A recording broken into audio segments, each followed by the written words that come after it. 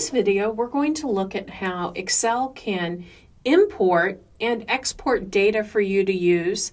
You might be getting data from other sources, various databases and file sets, or you might be sharing them. So let's look at how this works.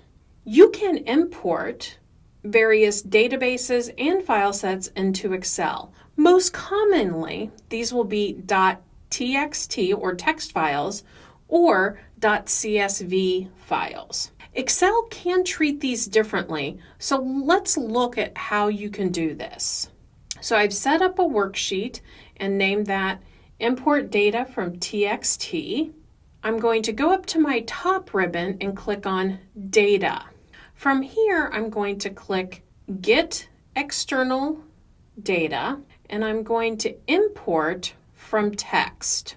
And this is just letting me know this is connecting it to an external data source and giving me some warnings about that. So here's my .txt file, and I'm going to select Get Data, and that's going to open up an import wizard. And so my first decision is, what does this data look like? And so this data is actually delimited, which really means how is this text separated? Most of the time you are not going to have fixed width columns. And so let me show you what this TXT file looks like. That's what our TXT file looks like. And just looking at it, I can tell that what we're separated by is tabs. So back to our wizard. And so we're going to start our import at row 1. This is our file origin. Here's the preview, and you can see that looks very similar to what we had in that preview. And I'm going to hit Next. And so this is where we're going to choose our delimiters. In our case, it's that tab. And you see we're getting a nice preview of how this looks. But notice you might also have things separated by commas or spaces, and you can choose those. We'll do Next. And this is going to let me decide if there's certain formats I want to use, or maybe if I'm not going to import a column, if I'm going to skip a certain column, I can do all of that. I'm going to hit Finish. It's asking where I want to put the data. Now notice I have this selected. So it's saying, hey, do you want to go down here? I can just hop right up here, click that, and it's going to say import that into that text column, this existing sheet. Let's hit OK. And there's all the information that I imported from that text column. Now, I might have some data in here that is duplicated. So while we're here with this big data set, let's look at how we might remove duplicates.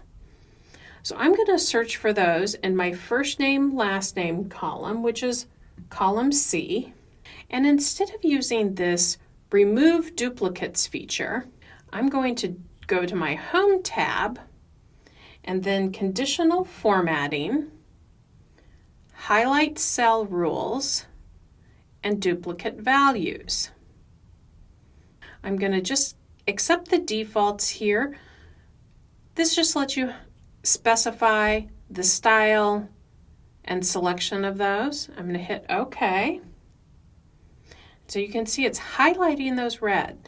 Now the reason why I did this as opposed to removing duplicates straight away, I want to make sure that I actually have duplicates as opposed to, say, someone with the same name. So now we're going to sort and filter. And now notice I have a filter over here, and I'm going to filter by my red color. And so here's all of the text that was identified as duplicates. And so it might help us to sort these again by last name. And again, we're going to expand that selection. And so as I look at these, I notice that here's a person with the same name, but clearly different people. So the rest of these are duplicates, but this one is not. Excel can directly open .csv files. So we'll just go File, Open, and so you can see we directly opened that. Now occasionally you'll get some error messages, so keep an eye on those. They're usually pretty helpful. This one is just letting us know that we might want to save this out as an Excel file format. Let's look at exporting. So here's a file, and when we export data to something like a CSV, we need to first kind of clean things up. So we're just going to delete all of this kind of art and header content. And now we've got that cleaned up and can go ahead and export that. So to export that, we can just File, Save As, and we're going to, from our File Format menu, choose the .csv. And it's just saying we have multiple files. What do you want to do? Well, we're just going to export this one, so we're going to hit OK. And again, we get that error message. But if we go to our file folder, you can see there is our exported CSV file. This is a great file to share. So let's talk about some common file types that you might encounter. We've worked with some of them already. First is this .csv. That is a comma-separated value file. It is more shareable than other file types and can be opened by all sorts of statistical software. The .txt file is simply a simple text file. Often, different programs can struggle to open that. It's not as commonly used as the CSV. Next, you have XLSX. While XLS files use a binary format, these files use a newer file format. So most of the time when you save out a native Excel file, it's going to have that XLXS extension. That's what's used anytime after 2007.